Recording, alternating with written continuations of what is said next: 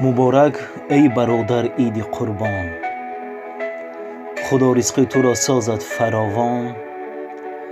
همه روزو حیاتت عید باشد، همیشه شاد باشی بین یاران. در این روز فرخنده از درگاه خداوند متعال برایتان خانه آبادی، سربلندی، خوشحالی زندگی را تمنا دارم که این عید سعید به خاندان هر یکی شمایان فیض و برکت، بخت و اقبال بلند را ارزانی دارد.